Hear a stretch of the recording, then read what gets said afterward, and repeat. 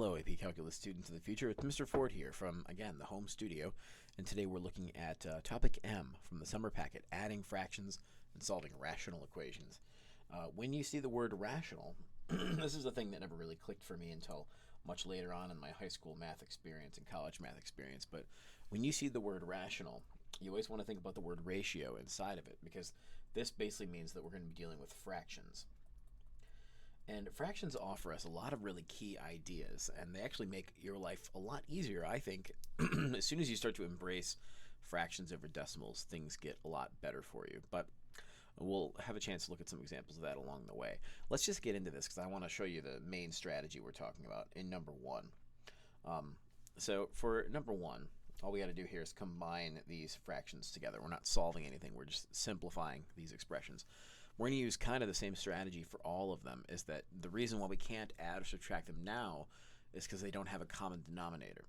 So in order to get a common denominator, we're going to multiply both or one of them by, or all three in some cases. We're going to multiply by something that will cause the denominators to be the same. And that something is going to be the least common multiple of the denominators. So we're going to focus our attention in all of these problems and also the ones down below, and what's going on underneath on the bottom of the fraction, because that will help us simplify things. So for question A, for example, the least common multiple of 3 and x, in this case, is going to be just 3x. Basically, the way this works is you just multiply them together. In some cases, you might be able to strategically choose a smaller number, but in this case, that's it. Now, we can't just go multiplying by everything by 3x. Well, actually, we can. In order to make this algebraically sound, what we need to do is we need to multiply by 1, but 1 is going to take the form of, there's a couple different ways to think about this now that I'm talking out loud. Let's think about the original problem, 2/3. I'm going to kind of space things out a little bit because I want to leave some room. 2/3 minus 1 over x. What we could do is multiply the entire thing. Here's what I think is the simplest. We can multiply the entire thing by 3x over 3x. And what that does for us is it causes a bunch of stuff to happen. Well, let's think about this 3x over 3x business right now. I'm going to write next to both of them, like this. Over on the left term, the 3's are going to cancel out. But you still have 2x over 3x, and that's important in there. So we'll have, that's exactly what's going to happen. We'll have 2x over 3x, like this, minus. And over on the right side, the x's actually cancel out. And so what we're going to have is 3 over 3x.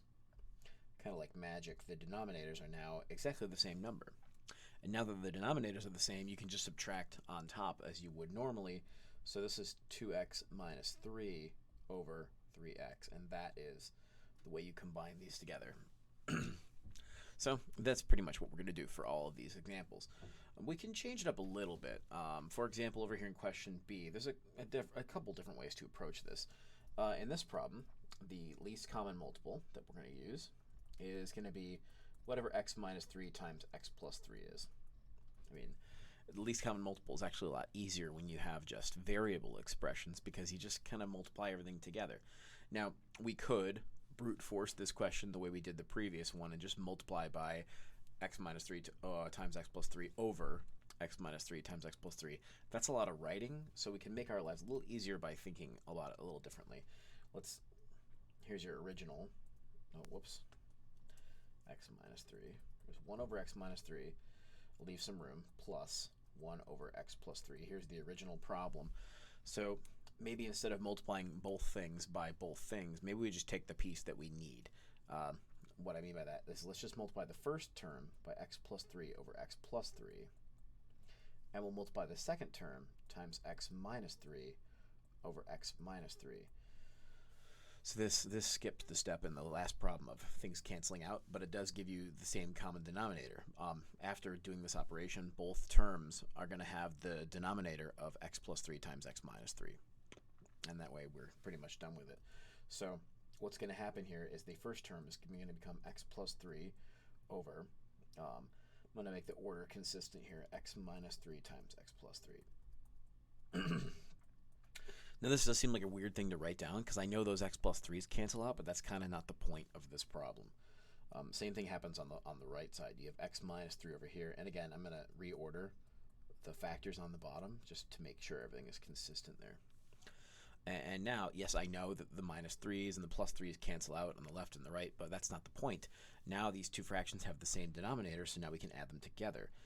X plus x is 2x. And you'll notice the 3 and the negative 3 actually cancel out when you're adding them together. And the denominator is now the least common multiple of both of the original. So there you go.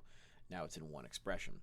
You can make the argument that this is not as simple as the original problem, but sometimes we are, when we're thinking about being problem solvers in calculus, a lot of times it helps to reframe the problem a different way or rewrite an expression a different way, and that unlocks some sort of thing you can use. So we're always in the business of thinking, okay, how else can I write this so that I can think about it differently? Looking at question C, I'm going to move a little faster through the next two now that we got a couple under our belt. So let's think about the least common multiple first. It is going to be whatever 2x times 3x plus 15 is. So a nice little shortcutty way of thinking about this is take your 5 over 2x term and just multiply by the denominator of the other term over itself. This pattern will always work, what I'm doing here. So I'm just taking the 3x plus 15 from the right and multiplying by 1 on the left. Just, it's got 3x plus 15 on both. Minus, here's your original, 5 over 3x plus 15. This one, we're going to multiply by 2x over 2x. Like that. That shortcut, that kind of pattern or algorithm will always work for these kind of problems. So on the top of the left term, we're going to have 15x plus 75. I think that's 5 times. On the bottom, we're going to have 2x times 3x plus 15. We're going to subtract from that 10x over 2x times 3x plus 15. And that'll be a grand total of 5x plus 75 over 2x times 3x plus 15. And I don't think there's anything else we can do there. Yeah, that's it. Is it 75?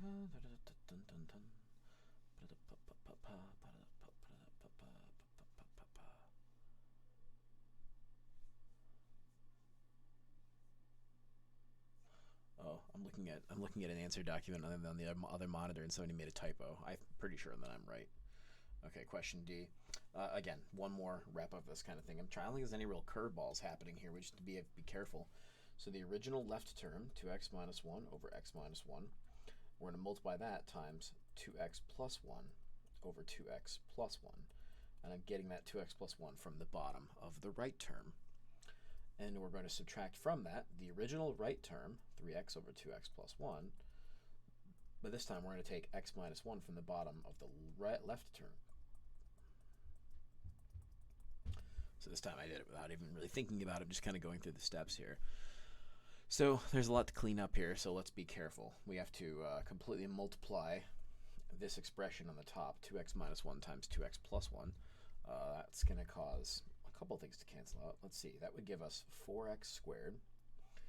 We would have a plus 2x and a minus 2x, which I guess I'll write down for the purposes of this video, although those do cancel out, minus 1. And on the bottom we'll have x minus 1 times 2x plus 1. We're going to subtract from that.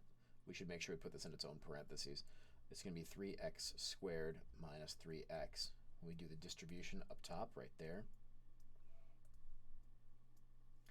And on the bottom we have the same denominator. Again, I'm just kind of reordering things so that it matches. Oh, hang on, my computer's got to think and catch up to what I'm writing. I've written a lot of stuff down, and it just sometimes the casting program that I use takes some time to get caught up with what I've written down. Here we go. Now all we got to do here is simplify everything. On the top of the fraction, we have 4x squared minus 3x squared. So that will give us 1x squared. As far as the x terms, these two cancel out. So 2x and negative 2x cancel out. So that's careful of this. This is a minus negative 3x. So that's going to be a plus 3x. Careful on that kind of stuff. I have a meme on my wall about negative numbers. Just they're always a problem. and then minus 1. And that is all over x minus 1 times 2x plus 1. There you go. By George, I think we've got it. Pretty cool. Okay, let's move down to the next section where we're actually going to solve. This is, since you see the word solve here, you notice these are now equations. They now have equal signs in them, which is going to mean that we're at the end of the problem, we're going to have like an x equals a number. But we're going to go about these problems pretty much the exact same way. In fact, I'm going to kind of dig into my Algebra 1 brain for a minute and show you a thing we teach in that class. And this time, we're going to use the exact same strategy, though. We're just going to think about 3x and 6. We're going to think about the least common multiple there of 3x and 6. So 6x will do the trick there, because 3 and 6 both divide by 6, and x needs to be in there also for the least common multiple. So what you want to do now is you want to multiply the entire equation by 6x. And you can do that in this case because there is an equal sign now. When you're simplifying expressions, you have to kind of rely on the 1 trick, like this, because you really can't adjust the value of anything. But here we have two quantities that are being compared with an equal sign. So as long as we treat them equally on both sides, we can do whatever we want on both sides. So a little more algebraic freedom on how we want to manipulate things. So we got to think distributive property for a minute here. So 6x times the first term, the 6 divided by 3 will become 2, and 2 times 2 is 4, and the x will be there, so this is 4x. With the middle term, the x divides out, but 6 times 1 is 6, that's minus 6 equals, and then with this back term here, the 6 cancels out, but 5 and x remain, so 5x. That's nice. The more that can happen in your head, the better. And now it's a real simple algebra problem. All we got to do is subtract the 4x over, and we're pretty much done. Negative 6 equals x in that problem. Pretty cool. Let's try that same strategy with a little more complicated problem. Here we have x minus 3, x plus 3, and x squared minus 9. Now, this problem does kind of require that you recognize that x squared minus 9 is equal to x plus 3 times x minus 3. So there is a little bit of that. Like if you have that in mind, this problem becomes very easy because it turns out that the least common multiple is x squared minus 9.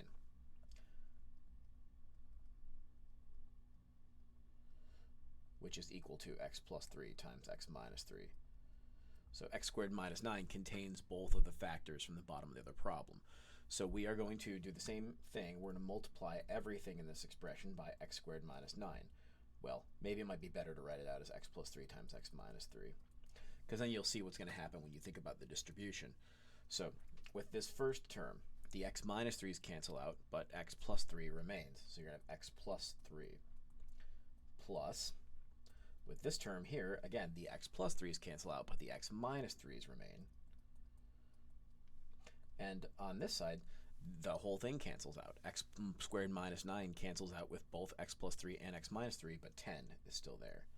And so this problem dissolves pretty fast because the 3's actually cancel out. Plus 3 and minus 3 are gone. So you have 2x equals 10, so x is 5.